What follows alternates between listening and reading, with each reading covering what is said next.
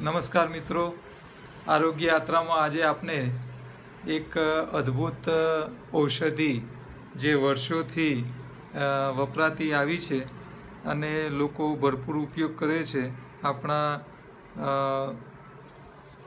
આયુર્વેદ શાસ્ત્રમાં અને રેગ્યુલર વપરાતી અને જે ઔષધિને દિવ્ય ઔષધિ કહેવામાં આવે છે અને સાથે સાથે ઔષધિઓમાં પણ નામ આપ્યું છે ને મહા ઔષધિ એવી બ્રાહ્મણી જેને મંડુકપર્ણી પણ કહેવામાં આવે છે એના વિશે થોડી વાતો કરીશું. મંડુકપર્ણી એટલે બ્રાહ્મણી એ ચોમાસામાં ખાસ તો ઉગતી હોય છે અને પડતર જમીન હોય જ્યાં તળાવના કાંઠા હોય કિનારા બાંધેલા હોય તો એવી જગ્યાએ એની મેરે ચોમાસામાં ઉગતી હોય છે અને પુષ્કળ એ નાના નાના વેલ સ્વરૂપનો હોય છે. છાંયડો હોય ત્યાં પણ એનો વિકાસ સારો થતો હોય છે. એના માટે બીજની જરૂર હોતી નથી, સીધી દાંડી વાવો તો એ ઉગી જતી હોય છે. તો આ એના પાંદડા જે છે કિડની આકારના હોય છે નાના નાના. તો આ બ્રાહ્મણી જે છે એ એનું નામ જ એવું છે બ્રહ્મ સ્વરૂપનું, એટલે કે તમારું જે મગજ જે છે મગજના કોષો માટે એ ઉત્તમ ઔષધિ કીધેલી છે. એટલે જે લોકોને ભૂલી જવાની આદત છે, અનિંદ્રાના પ્રોબ્લેમ છે, કે જે લોકોને માનસિક કામ વધારે કરવાના છે એવા લોકો માટે આ બ્રાહ્મણી એ અક્ષીર અને અજોડ ઔષધિ છે. જે બાળકો અભ્યાસમાં નબળા હોય છે એમને પણ તમે આ બ્રાહ્મણી સિરપ રૂપે અથવા પાવડર અથવા ટેબ્લેટના રૂપમાં તમે આપી શકો છો. તમે કોઈ પણ આયુર્વેદિક ઔષધિની વેચાણ કરતી દુકાન હોય ત્યાં જશો તો તમને આ બ્રાહ્મણી મળી જશે. તો આ રસાયણ ઔષધ છે. એટલે રસાયણ એટલે શું કે બેઝિક કહેવાય કે શરીર માટેના જે કાયમી ઉપયોગમાં લેવા જેવી જે ઔષધિઓ છે આ બધાની રસાયણ ઔષધિઓ કહે. એટલે દરેકના ઘરમાં ને દરેક વ્યક્તિને એ ઉપયોગમાં આવે એવી જ પ્રકારની જે ઔષધિઓ છે એ બધી આમાં આવતી હોય છે. તો આ રસાયણ ઔષધ આને ગણાય છે. વાઈ જે લોકોને આવે છે, ગાણપણની સમસ્યાઓ છે એવા લોકો માટે પણ આ એટલું જ ઉપયોગી છે. સ્મૃતિ અલ્પતા એટલે કે ભૂલી જવાની જે સમસ્યા બીમારી છે આ પણ એક પ્રકારની બીમારી છે. મગજમાં કેમિકલ લોચા થાય, આપણા ખોરાક જે છે એ ખોરાકમાં પોષક તત્વોનો અભાવ હોય જ્યારે ત્યારે પ્રોપર એના પોષક તત્વો મળે નહીં તો જે મગજની અંદર જે પ્રોસેસિંગ થવાનું હોય, મેમરી યાદ રાખવાના જે સેલ હોય, તો જેમ એક પેન ડ્રાઈવની અંદર તમે આખા બધા વિડીયો ડાઉનલોડ કરીને અંદર સેવ કરીને સ્ટોરેજ કરી દો છો, તો આપણા મગજની આ મગજ પણ એક પ્રકારનું હાર્ડ ડિસ્ક છે. તો એ પણ એની અંદર તમે જે જોયું હોય, સાંભળ્યું હોય, વિચાર્યું હોય તો આ બધું સ્ટોરેજ થાય, વાંચ્યું હોય તો આ બધું અંદર સ્ટોર થાય અને પાછું તમે એને રિવાઇન્ડ કરી શકો, પાછું યાદ કરી શકો. તો આ મોટી પેન ડ્રાઈવ છે, મોટું હાર્ડ ડિસ્ક છે. કમ્પ્યુટરની નાની નાની પેન ડ્રાઈવ હોય, બરાબર. તો એ આ અંદર જે આ યાદ રાખવાની જે એક પ્રોસેસ છે એ એક પ્રકારના કેમિકલ દ્વારા અને સેલ દ્વારા બધું થતું હોય છે. જેમ બેટરી ચાર્જ થાય એટલે બેટરીની સાઇઝમાં કંઈ ફરક ના પડે. તમે બેટરીને ચાર્જિંગ ફૂલ કરો તો કંઈ બેટરી જાડી કંઈ મોટી જાડી પાડી ના થઈ જાય, એ રહે એવડી પણ અંદર ઇલેક્ટ્રિસિટી ભરાઈ જાય. પાછી તમે ડિસ્ચાર્જ કરો એટલે ખાલી થઈ જાય પણ એનું કંઈ વજન ઘટી ના જાય, બરાબર. તો આ મગજ જે છે એ પણ એક પ્રકારની બેટરી છે, એક પ્રકારની હાર્ડ ડિસ્ક છે. તો એની અંદર જે આ મેમરી એટલે યાદ રાખવાના જે કોષ હોય છે એમાં જે કેમિકલ પ્રોસેસ થાય અને એ કેમિકલ પ્રોસેસના કારણે તમે આ બધું યાદ રાખી શકો. હવે આપણે જો ખોરાકમાં ન્યુટ્રિશન ન આપીએ પ્રોપરલી, આપણા શરીરનું લોહી સારું ના હોય તો આ બધી વસ્તુઓના અભાવમાં શું થાય કે અંદર કેમિકલ લોચા ક્રિએટ થાય, પ્રોપર કેમિકલ્સ બને નહીં અને પછી આ યાદશક્તિને બીજી બધી સમસ્યાઓ, શરીરના અંદરના કંટ્રોલ રાખવાની જે આખી પ્રોસેસ થતી હોય બધામાં ગડબડી થાય અને એના કારણે આ બધી ગાણપણ આવે ને વાઈ થાય ને અનિંદ્રા થઈ જાય ને યાદશક્તિ જતી રહે ને એપિલેપ્સી જે ખાસ પ્રકારની વાઈ છે એમાં પણ આવી બધી સમસ્યાઓ આવે છે. તો મગજના જે કેમિકલ લોચા થાય છે એને સુધારવા માટે આ બ્રાહ્મણી એ અદ્ભુત મંડુકપર્ણી એ અદ્ભુત ઔષધિ છે. તો માનસિક રોગો માટે આ ઉત્તમ ઔષધિ છે. અમુક કેસોમાં બીપીના રોગો માટે પણ આ ફાયદો કરતું હોય છે. અને વાળની માવજત માટે તો તમને ખબર જ છે, મોટાભાગના જે પહેલાં તેલની જાહેરાતો આવતી માથામાં નાખવાના તેલ, તો બ્રાહ્મણી અને શંખપુષ્પી આ બે વસ્તુઓ સાથેના તેલ માર્કેટમાં અત્યારે પણ પુષ્કળ વેચાય છે અને લોકો આ નામ જોઈ અને માથાનું તેલ ખરીદતા હોય છે. તો આ બ્રાહ્મણી જે છે મંડુકપણની, એ ઘણા લોકો એને સબ્જીની રીતે ખાય છે અને જે લોકો ખાય છે એમનું શરીરની અંદર આવી બધી જે સમસ્યાઓ છે, જે ચેતાતંત્રને આધારિત છે, જે મેમરીના મગજના રિલેટેડ જે બીમારીઓ છે એમાં બહુ ફાયદો કરે છે. એટલે ઊંઘ ના આવતી હોય કે આવા બધા જે પ્રોબ્લેમ છે, તો આ સમસ્યાઓમાંથી બહાર આવવા માટે આને રસાયણ ઔષધિ એટલે ઔષધિઓમાં મહા ઔષધિ આપણા આયુર્વેદે કીધેલી છે. તો આનું વાવેતર આપણા ગુજરાતમાં પણ પુષ્કળ થાય છે. આણંદ અને નડિયાદની આજુબાજુ, અમદાવાદ, આણંદ ને એ બધો જે વિસ્તાર છે, વડોદરાને, ઔષધિઓ માટે આ અમદાવાદ, આણંદ, નડિયાદ અને વડોદરા આ ગુજરાતની ઔષધિઓનું હબ છે. તમારે જે કંઈ પ્રકારની ઔષધિ જોઈતી હોય એ તમને આ 3 સેન્ટરમાંથી મળી જાય. તો આપણું આ વારસો છે, આપણી સંસ્કૃતિ છે. હજારો વર્ષથી આપણે આખી દુનિયાને આ ઔષધિઓ સપ્લાય કરતા આવ્યા છે. એવું કહેવાય છે કે જ્યારે અંગ્રેજો અહીં આવ્યા, તો અંગ્રેજો કેમ અહીં આવેલા? તો એવું કહેવાતું કે ભાઈ ભારત સોને કી ચીડિયા હતી. અચ્છા, પેલો સોમનાથનું મંદિર 17 વાર પેલો આવીને આક્રમણ કરી અને મોહમ્મદ ગોરી એ લૂંટી ગયો 17 વાર, બરાબર છે. તો આપણા વાજપેયી વડાપ્રધાન હતા, જ્યારે અફઘાનિસ્તાન ગયા ને, તો એ મોહમ્મદ ગોરીનું જે ગામ હતું ત્યાં એ વિઝિટ કરવા ગયેલા કે આ એવો કેવો હતો એ ગામ, એ જગ્યા મારે જોઈ છે કે એ જગ્યાનું લોહી એવું હતું કે 17 વાર આપણું સોમનાથ મંદિર લૂંટી ગયેલો. તો એ લૂંટ એટલા માટે કરવા આવતા કે અહીંયા એટલી પુષ્કળ આવક હતી. અને આવક કઈ હતી? તો મેં એવું સાંભળેલું છે કે લગભગ 1000 વર્ષ પહેલાંની વાત હું કરું તમને, મુગલ શાસન આવ્યું એના પહેલાં, તો આપણું ભારત અને એમાંય આપણું જે ગુજરાત જે છે એ આખા ભારતમાં સૌથી વધારે ગુજરાતમાંથી એક્સપોર્ટ થતું. દુનિયાનો તમે કલ્પના નહીં કરો, દુનિયાની 70% જરૂરિયાતો આપણા ઇન્ડિયામાંથી એક્સપોર્ટ થતી આખી દુનિયામાં.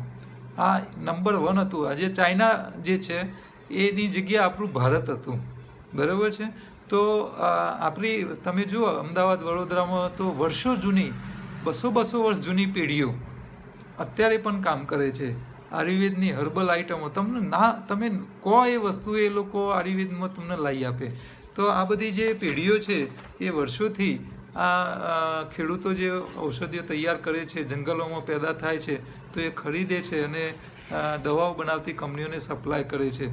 તો આ તો આપણો આખો વારસો છે અને એ ઔષધિઓ એમને જીવંત રાખી છે, બરાબર છે. તો આજે ઔષધિમાં આપણે એક બ્રાહ્મણી વિશે જોયું. હવે આપણી સોશિયલ બેનિફિટ્સવાળી જે વાતો છે કે ભાઈ શરીર તંદુરસ્ત એકલું ન ચાલે, તમારો સમાજ પણ તંદુરસ્ત હોવો જોઈએ. તો સમાજ તંદુરસ્ત રાખવા માટેની એક નાની વાતો છે, તો એ પણ થોડી ચર્ચામાં લઈએ. મેં એક પોસ્ટ લખેલી કે મનુષ્યને બીજા શાકાહારી પ્રાણીઓની જેમ વાગોળી ખાવાની ભગવાને વ્યવસ્થા કરી હોત તો આ દુનિયાના મોટા ભાગના ડૉક્ટરો ભિખારી હોત. કેમ કે આપણું શરીર શાકાહારી છે અને ભગવાને તમામ શાકાહારી પ્રાણીઓને ચાવીને વાગોળી ખાવાની વ્યવસ્થા આપી છે. એટલે 4 પગવાળા જે પ્રાણીઓ છે, ઘેટા બકરાથી લઈને ગાયો ભેંસો સુધીના, તો આ બધા પ્રાણીઓને ભગવાને ડબલ જઠર આપ્યા છે. એ લોકો વાગોળી એટલા માટે શકે છે કે એ લોકોને ડબલ જઠર હોય, એટલે એ લોકો ઘાસ ખાય એટલે પહેલાં જઠરમાં સ્ટોક કરે, પછી વાગોળવા બેસે એટલે સ્ટોકમાંથી કોળીઓ મોઢામાં લાવે, એને ચાવે, રસ કરે ને રસ કરીને પછી પેટમાં મોકલે. તો આ બધા 4 પગવાળા પ્રાણીઓને ભગવાને ડબલ જઠરની વ્યવસ્થા આલી, વાગોળવાની વ્યવસ્થા આલી. મનુષ્ય શાકાહારી હોવા છતાં મનુષ્યને ડબલ જઠર નથી આપ્યા. કેમ નથી આલ્યા? તો ભગવાન બહુ હોશિયાર છે. એને વિચાર્યું કે ભાઈ મનુષ્યને તો 2 જઠર આપવાની ક્યાં જરૂર છે? એને જઠરના જેવડું તો મગજ આપ્યું છે, એટલે માણસને મગજ આપ્યું છે તો એ ખાવા પીવાના બધા કામમાં જેમ મગજ દોડાવે છે એમ ખાવામાં એ મગજ દોડાવશે, બરાબર છે. અને જો મનુષ્યને 2 જઠર આપ્યા હોત તો આ દુનિયાના બધા ડૉક્ટરો ભિખારી હોત, બરાબર. તો તમને જો 2 જઠર આપ્યા હોત તો તમે શું કરો કે ભાઈ આપણે જમી લઈએ, બરાબર, જમી લીધા પછી ખુરશી પાથરીને બાલ્કનીમાં બેસીએ અને વાગોળીએ બેઠા બેઠા, આવું જ કરતા હોત ને. અને જો વાગોળીને ખાતા હોત તો કબજિયાત થઈ ના હોત, અને કબજિયાત થઈ ના હોત તો બીમારીઓ આવી ના હોત. તો વાગોળવાનું મહત્ત્વ મેં અહીંયા તમને બતાવ્યું છે. પછી બીજું એક છે કે ભાઈ સર્વ રોગોની એક દવા, કે તમારું જેટલું વજન છે એ વજનનો અડધો ટકો, માની લો કે તમે 60 કિલોના છો, તો 60 કિલોનો અડધો ટકો વજન કેટલું થાય તો 6 પંચોને 30 એટલે 300 ગ્રામ. એટલે તમારે તમારા વજનના હિસાબે અડધો ટકો રોજ તમારા ભોજનમાં સલાડ અથવા ફ્રૂટ અથવા શાકભાજી કાચી એને સામેલ કરી નાખો કાયમી, બરાબર. આ પહેલું ખાઈ લો ચાવીને, પછી તમારે જેટલું ખાવું હોય ભરપેટ ખાઓ, કોઈ વાંધો નહીં. આ એક સર્વસામાન્ય નિયમ. એટલે તમે 60 કિલોના છો, 70 કિલોના છો તો 7 પંચોને 35 એટલે 350 ગ્રામ તમારે શું કરવાનું, પહેલાં શાકભાજી, ફ્રૂટ, સલાડ જે કંઈ હોય આવું કાચું, આવું બધું ખાઈ લેવાનું ચાવીને ધીરે ધીરે. પછી તમારે જે મિષ્ટાન ખાવા હોય, જે રોધેલો ખોરાક ખાવો હોય, આ બધું ખાવાની છૂટ. આ નિયમનું પાલન તમે કરો અને ઘરના બધા સભ્યોને કરાવવાનું ચાલુ કરો, જુઓ ઘરમાં બીમારીઓ આવશે જ નહીં. એટલે બીમારીને આવતી અટકાવવા માટેનો આ એક થંબ રૂલ છે મિનિમમ, કે આટલું કરો તો જીવનમાં તમને સમસ્યાઓ નહીં આવે, બરાબર છે. બીજું એક છે કે જાડિયા પાડિયા દેખાવ છો, હીરો હિરોઈન જેવા બની જવું હોય તો દવા અને કસરત વગરની આપણી યોગાહાર સિસ્ટમને અપનાવી લો. તમે જુઓ ભગવાનના બધા તમે દેવી દેવતાઓના આપણે ફોટા જોઈએ છે, બરાબર છે. કોણ જાડિયા પાડિયા હતા? એક ભીમ અને ગણપતિ સિવાય આપણને ક્યાંય જાડિયા પાડિયા જોવા નહીં મળે, બરાબર છે. બધા સુંદર દેખાય, શરીરે એકદમ પરફેક્ટ હોય, બરાબર છે. હવે જો આપણા ભગવાન આપણે જેમની પૂજા કરીએ છીએ, જે દેવી દેવતાઓની પૂજા કરીએ છીએ, એ જો સ્માર્ટ હોય, દેખાવડા હોય, તો આપણે પણ તો દેખાવડા રહેવું પડે ને.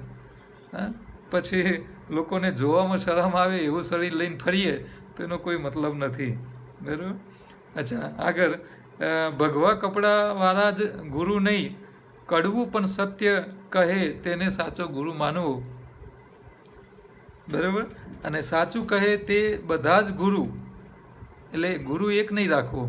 જ્યાંથી તમને સત્ય કહે, અને ઘણી વખતે આપણા મિત્રો પણ આપણને સાચી વાતો કહેતા હોય, પણ આપણે ઘણી વખત એમને સાંભળતા નથી હોતા. તો તમે જે કામ કરતા હોય, માની લો કે તમારું ધંધાકીય કામ છે, એમાં તમને કોઈ સત્ય વાત આવીને કહી જાય તો એ તમારું ગુરુ માનવાનું. અચ્છા, ધંધાઓની અંદર મેં જોયેલું છે કે જે વ્યક્તિ જે ધંધામાં પુષ્કળ પૈસા કમાતો હોય ને, એના પાસે તમે એ ધંધા વિશે પૂછવા જાઓ ને કે મારા તમારા જેવો ધંધો કરવો છે, તમે મને ગાઈડ કરો, તો એ તમને કદાપી સાચું નહીં કહે, બરાબર. પણ એ ધંધાની સાચી માહિતી જોઈતી હોય ને, તો એ ધંધામાં જેને નુકસાન કર્યું હોય એ વ્યક્તિ પાસે તમારે જતું રહેવાનું, તો એ તમને એ ધંધાની નસે નસ બતાવી દેશે. કેમ? એનો અનુભવ થઈ ગયો છે કે મેં આવી ભૂલો કરેલી એટલે મેં આ ધંધામાં નુકસાન કર્યું છે. એટલે એ તમને સાચી વાતો જણાવશે, બાકી જે કમાતો હશે એ તમને સાચી વાત નહીં કહે, બરાબર છે.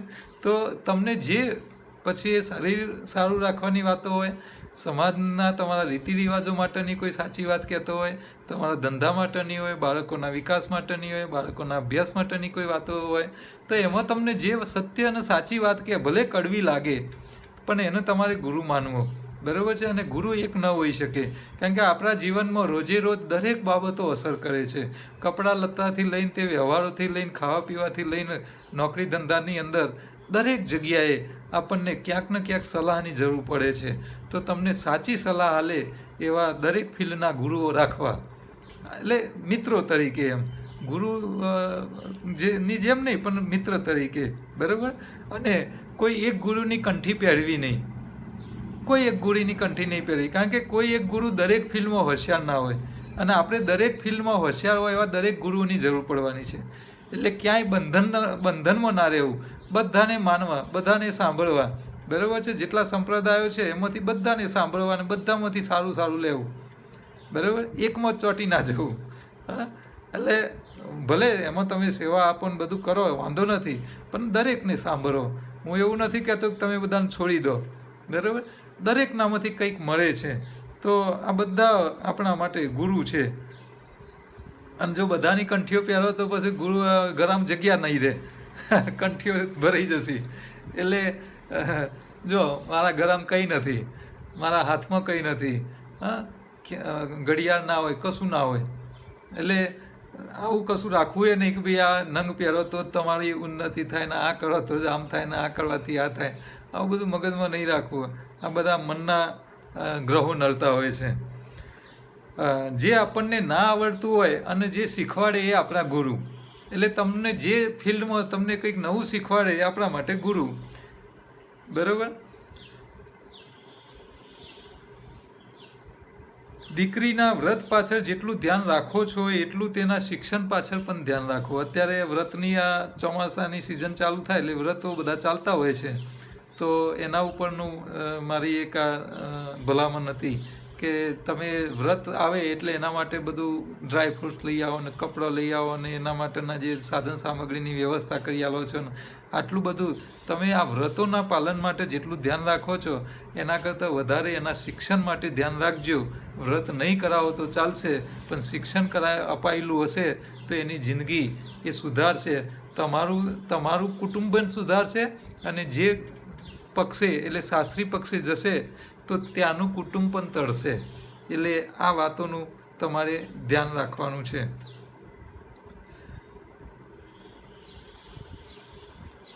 વજન ઓછું કરવું છે. દરેક કોળીઓ 32 વખત ચાવીને ખાઓ, બરાબર. અને વજન મફતમાં ₹1 ખર્ચ વગર ઉતરશે. અત્યારે માર્કેટમાં વજન ઉતારવાનો ચાર્જ 2000થી લઈને ₹5000 કિલોનો ચાલે છે, બરાબર છે. તો આ ખાસ વાત ધ્યાન રાખવાની છે.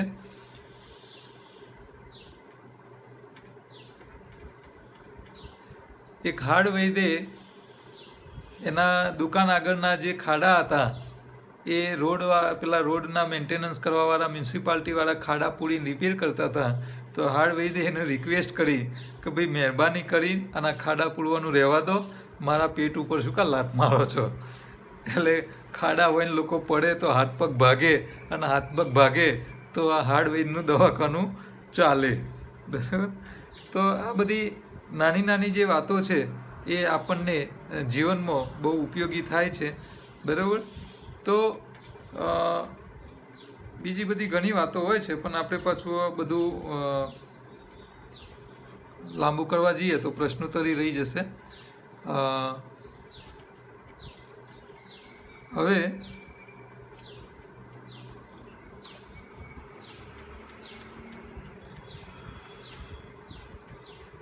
આજે પ્રશ્નોમાં આપણે લઈએ.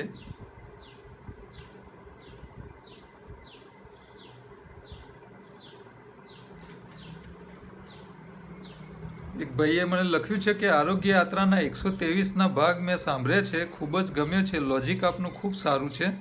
સાંજે પ્રશ્ન એમનો એક છે કે સાંજે એક ટાઈમ રાંધેલું ખાઈએ અને આખો દિવસ કશું જ ન ખાઈએ, ખાલી માત્ર પાણી તરસ લાગે ત્યારે પીએ તો ચાલે?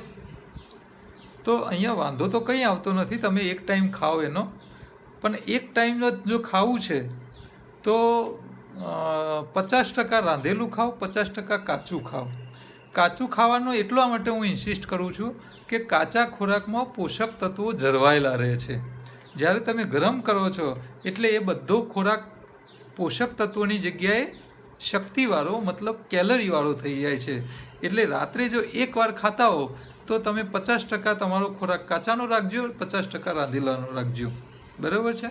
તો સિઝનલ શાકભાજી, ફ્રૂટ, સલાડને ફંગાળેલું આવું થોડું અડધું ખાઓ ને અડધું રાંધેલું ખાઓ, આપણને યોગ્ય છે. આમાં પણ એકલું રાંધેલું ખાશો તો તમને શરીરને ઉપયોગી તત્વો નહીં મળે અને એના પછી નુકસાન ચોક્કસ થશે. કારણ કે તમે વધારે ખાશો, ચોમાસામાં પાછું સડી જાય, તો એવું બધું નહીં કરો તો વધારે સારું. અને લીલું પાન એ સૂકા પાવડરના રૂપમાં અથવા ગોળીના રૂપમાં, અત્યારે તાજા પાંદડા ચીકાસવાળા હોય ને ન લાવવા હોય તો તમે પાવડરનો ઉપયોગ કરીને પણ લીલું પાન તો રોજ શરીરમાં નાખતા રહો. આ લીલું પાન એ આપણા શરીર માટેની ઉત્તમ ઔષધિ, અદ્ભુત ઔષધિ છે એમ માની લેવાનું. કારણ કે લીલા પાનમાં લીલો રંગ અને લીલા પાનના પોષક તત્વો આ બંને તમારા શરીરના તમામ અંગોને, સ્પેર પાર્ટને રિપેર અને મેન્ટેન કરવાનું કામ કરશે. અને એ ખાશો તો સમસ્યાઓ જ નહીં રહે. ડૉક્ટરો જોડે જવાની જરૂરિયાત જ ના પડવી જોઈએ. ડૉક્ટરો તો તમારી ઉણપ જે છે તમે ધ્યાન નથી રાખતા એટલા માટે એમના ધંધા ચાલે છે. એ આપણને બોલાવતા નથી, પણ આપણે સાચવતા નથી. એટલે ડિયર રાજેશભાઈ, હું NDS સાધક છું. મારી ડોટર પ્રેગ્નન્ટ છે. લાસ્ટ વીક દુબઈથી આવી છે. 29 જુલાઈથી 9 મહિના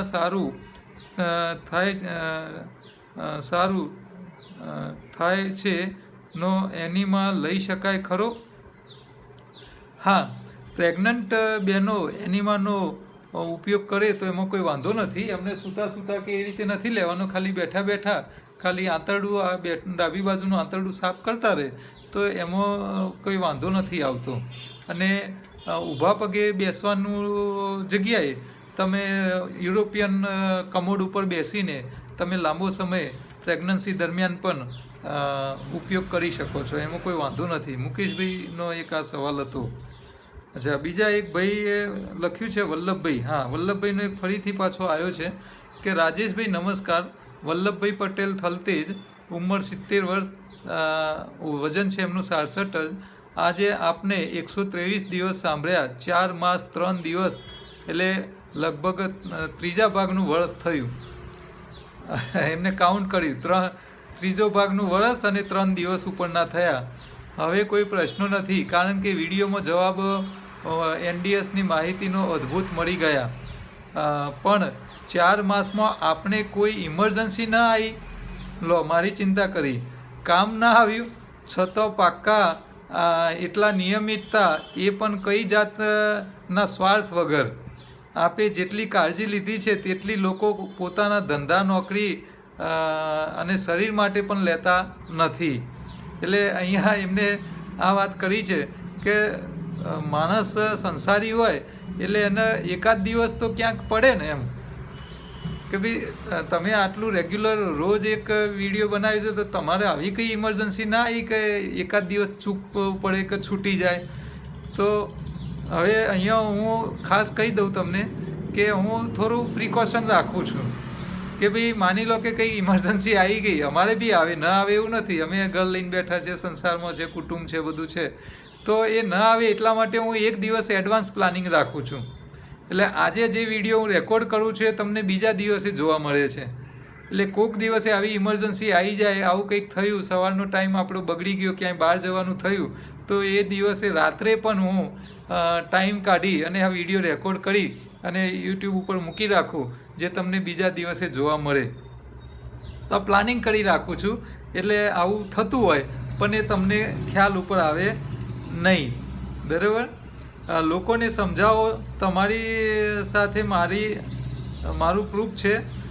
ચાલુ કરાવીએ 6-8 દિવસ પછી પૂછીએ કેમ છે, 15 દિવસ પછી પૂછીએ તો કહે છે બંધ છે. કેમ? તો મજા નથી આવતી. લોકોને દવા ખાવાની મજા આવે છે, ઇન્જેક્શન લેવા છે, હોસ્પિટલમાં દાખલ થવું છે, મોટું બિલ ચૂકવવું છે, ડૉક્ટરની 1000, 1500, 2000 રૂપિયા ફી ચૂકવવી છે. એમાં મજા આવતી હશે લોકોને? આ એમને નવાઈ લાગે છે કે લોકોને આ બધું કરવામાં મજા આવે છે અને આપણી વસ્તુઓ કે આ મજા ખાઈ પીને મજા કરી અને સાજા થવામાં કેમ મજા નથી આવતી? આ પણ એમને પૂછ્યું છે.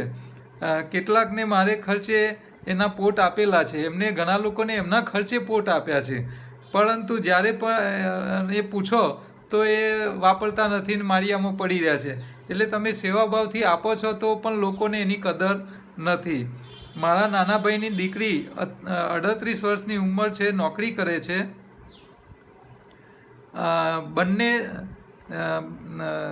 બેનને શરીરમાં કાળા મોટા ચાઠા હતા. એમની ભત્રીજી છે અને ચામડીના ઘણા ડૉક્ટરોની દવા લીધી. છેલ્લે એક ડૉક્ટરે એવું કહ્યું કે આપની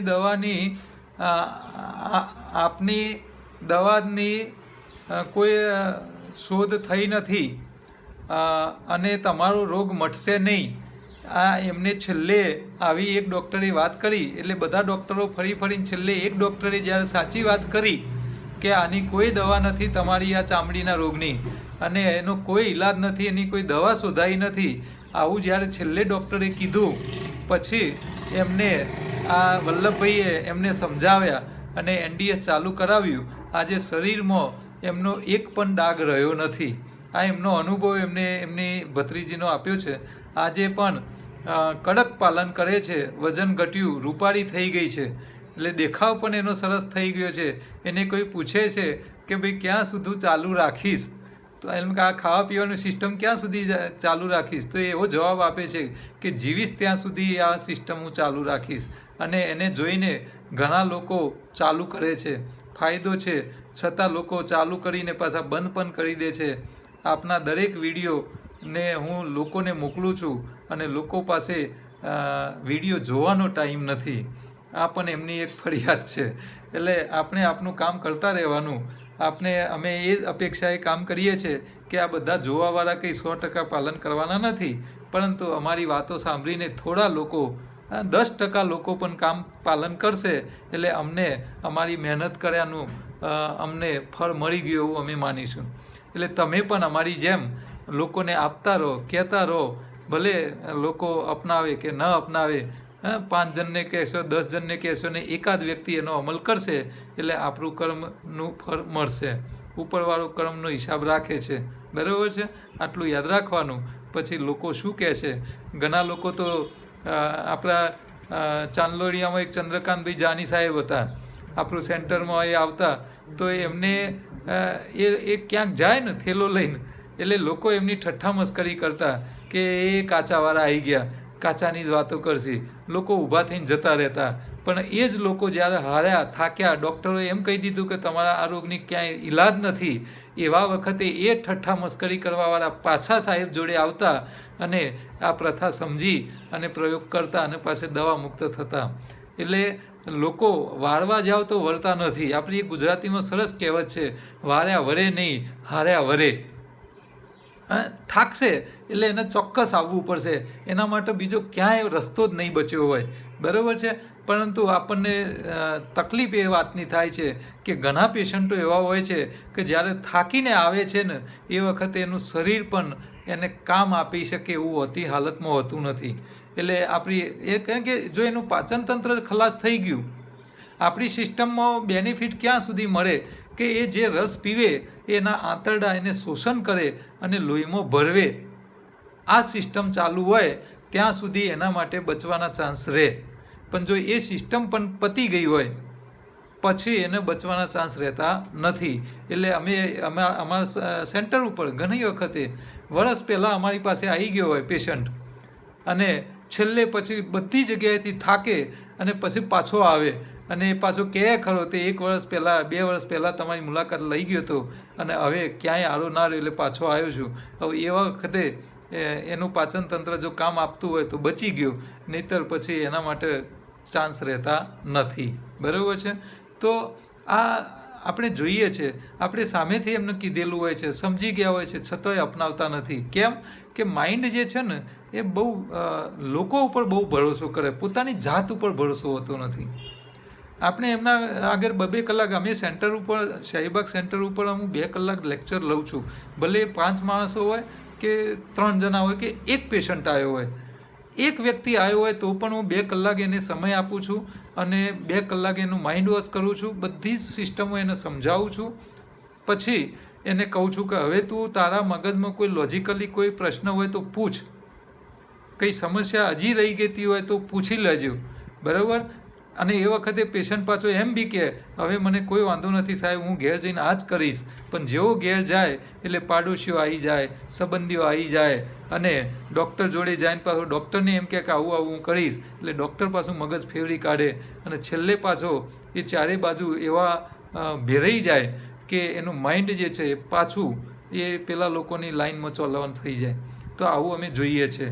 તો ખાસ મનની મક્કમતા રાખવી જરૂરી છે. મનની મક્કમતા નહીં રાખો તો આમાં તમે નહીં કરી શકો. લોકો શું કહેશે આવું નહીં જુઓ. તમારું જીવન તમારું છે, તમારું શરીર તમારું છે. તમારા શરીરના બીમારી કોઈ નહીં લઈ શકે, એટલે એને કાઢવી એ તમારી પોતાની ફરજ છે. ભલે તમે મોટા ઉદ્યોગપતિ હોય, મોટા અધિકારી હોય, મોટા નામી નેતા હો કે ગમે એટલા મોટા તમારા સમાજના આગેવાનો હોય, પરંતુ તમારી બીમારી કોઈ નહીં લઈ શકે. એને તો તમારે જાતે જ કાઢવી પડશે, અને આ કાઢવા માટે તમારે ડાયટ સિસ્ટમ અપનાવવી જ પડશે. બરાબર છે? તો ડાયટ સિસ્ટમના સાઈડ અસરો ના આવે, તમે સાવ સુકાઈ ના જાઓ, પતલા ના થઈ જાઓ, આ પણ ધ્યાન રાખવાનું છે. કારણ કે એવી ફરિયાદો સૌથી વધારે આવે છે કે સુકાઈ ગયો, મોઢું પડી ગયેલું દેખાય છે. તો આ બધું ન થાય એનું પણ તમારે ધ્યાન રાખવાનું છે. હવે છેલ્લે એક પ્રશ્ન લઈ લઈએ. નમસ્કાર રાજેશભાઈ, મારી ઉંમર 35 વર્ષ છે. મને એન્કિલોસિંગ સ્પોન્ડોલાઇટિસ એટલે સંધિવા, એમાં નામ લખવામાં કંઈ ગડબડી છે. સ્પોન્ડોલાઇટિસ એટલે સંધિવા, તેમાં મારી ડાબી બાજુનો થપ્પો ખરાબ થઈ ગયો છે. એટલે પાછળનો જે કુલાનો જે ભાગ છે એ ખરાબ થઈ ગયો છે. તેને રિપેર કરવા માટે 3 વર્ષ થઈ મહેનત કરું છું, પણ સારું થતું નથી. ડૉક્ટર 3 વર્ષ પહેલાં મને થાપા બદલવાનું કહેતા હતા, પણ મેં ન બદલાવ્યો. હવે મને દુખાવો વધી ગયો છે. મને 2 મહિનાથી પહેલાં અલ્સરેટિવ કોલાઇટિસનો રિપોર્ટ આવ્યો છે. હું લાસ્ટ 2 મહિનાથી NDS ચાલુ કર્યું છે. મારું વજન 65માંથી 55 થઈ ગયું છે. મારો પ્રશ્ન એ છે કે મારો થપ્પો બરાબર સારો થઈ જશે કે પછી રિપ્લેસમેન્ટ કરાવી લઉં. અને અત્યારે જ્યુસમાં સરગવું અને મીઠા લીમડાનો વધારે પીવું છું. એક દિવસ ફણગાવેલા મગ ખાધા તો સ્ટૂલમાં બ્લડ આવવા લાગ્યું. યોગ્ય માર્ગદર્શન આપવા વિનંતી. મેં તમારા 50 જેવા એપિસોડ સાંભળ્યા છે. સારી રીતે સમજાવો છો, એવું સારું કામ કરતા રહેજો. અત્યારે મને માર્ગદર્શન આપવા વિનંતી. તો આ ભાઈ 35 વર્ષની ઉંમરે આ સમસ્યા છે. તો હું એમને એમ કહીશ કે તમે એક તો 100%ના પાલન ઉપર આવી જાઓ. તમારે 24 કલાકમાંથી 8 કલાક ખાવાનું છે. એમાં હું એમ કહીશ કે મેક્સિમમ તમે લીલું પાન વધારે ખાઓ. મેક્સિમમ હું તો એમ કહીશ કે તમે આખા દિવસમાં 1 કિલો ભોજન કરતા હોય કે 2 કિલો ભોજન કરો છો, તો 1 કિલો ભોજન તમારું લીલા કલરનું હોવું જોઈએ, લીલા રંગનું. બાકીના 1 કિલોમાં તમારે જે શાકભાજી, ફ્રૂટ, સલાડ, ફણગાયેલું ડ્રાયફ્રૂટ જે ખાવું એ બધું ખાજો, પણ 50% ખોરાક તો આ જ ખાજો. બરાબર છે? એમાં હાડકાનું કામ છે તો મીઠો લીમડો સૌથી વધારે ખાજો, અને સાથે સાથે પ્રાણાયામ પણ કરજો. હા, તમે સવારે યોગ કરો, એક્સરસાઇઝ કરો, આવું કંઈક કરો અને કરજો. કરવાથી ફાયદો વધારે થશે. અને આવું જો 1-8 કલાક તમે એક્સરસાઇઝ કરો છો, યોગ કરો છો, પ્રાણાયામ કરો છો, આસનો કરો છો, તો તમારે 24 કલાકમાંથી 8 કલાકની જગ્યાએ 10-12 કલાક ખાવાની છૂટ. એટલે સવારે યોગ આસનો કર્યા પછી તમારે ખાવું હોય તો ખાઈ શકો, પરંતુ કાચું જ ખાવાનું છે. આ વાત યાદ રાખવાની છે. બરાબર? શરીરમાં અશક્તિ ન આવી જાય એના માટે શક્તિવાળા ખોરાક, સૂરજમુખીના બીજ છે, સિંગદાણા છે, ગોળ છે, શ્રીફળ છે, આવું ખાતા રહેજો. શેકેલા ચણા ખાજો, મમરા ખાજો, અશક્તિ ના આવે એના માટે. બરાબર છે? ખાખરો પણ ખાઈ શકો છો. રાંધેલું એક ટાઈમ ખાઓ, પરંતુ હું તમને એવી ભલામણ કરીશ કે હમણાં ન ખાઓ તો વધારે સારું. બરાબર? આમાં શું થાય છે કે બપોરે કાચું વધારે ખાઈ શકતા નથી, અને રાત્રે જમવા જ્યારે છૂટ લઈએ છીએ રાંધેલાની, ત્યારે ડબલ ડોઝ કરી નખાય છે. એટલે છૂટ લેશો જ નહીં. તમને ભૂખ લાગે એટલે ખાઈ લો, ખાવાની ના નથી, પણ કાચું ખાઓ. અને સૂકા નાસ્તા મેં આ કીધા એ પ્રમાણેના, રાંધેલા નહીં ખાઓ. બરાબર છે? તો રાંધેલી રોટલી ખાવી એના કરતાં સૂકો ખાખરો ખાવો સારું. કારણ કે રોટલી અંદર જઈને સડી જાય છે, જ્યારે ખાખરો જે છે એ સડી જતો નથી. એટલે એ ભલે શેકેલો છે, એમાંથી તમને બહુ ફાયદો નથી, પરંતુ તમને કેલરી તરીકે, શક્તિ તરીકે તો એ કામમાં આવશે. બરાબર છે? તો આ રીતે પ્રાણાયામ સાથે તમે આ પ્રયોગ કરો. યોગ, આસન અને પ્રાણાયામ સાથે. આપણી યોગાહારની બુક છે એ મગાવી લો, ન હોય તો. હા, બહારગામ રહેતા હોય તો મગાવી લેજો. અને કુરિયર દ્વારા જોઈતી હોય તો મને કહેજો. વોટ્સએપ, પેટીએમ મને કરજો 300 રૂપિયાનું. હું તમને પુસ્તક એકલું મોકલી આપીશ. અને આપણા બધા ઉપયોગી વસ્તુઓ પણ છે સાથે, એ પણ મગાવી લેજો. તો આનો ઉપયોગ કરો. બરાબર? તો આવા 35 વર્ષની ઉંમરે જ્યારે થાપો બદલવાની વાત આવે તો આખી જિંદગી એની શું થાય હાલત, તમે વિચાર કરો. એટલે શરીર સાચવવું એ પ્રાયોરિટી પહેલી હોવી જોઈએ. અને આ કોરોનાએ તો તમને આ બધું શીખવાડી દીધું છે. બરાબર છે? તો આજે આપણે અહીંયા આપણી આરોગ્ય યાત્રા પૂરી કરીશું. આવતીકાલે ફરીથી મળીશું બીજી સારી સારી વાતો સાથે. નમસ્કાર.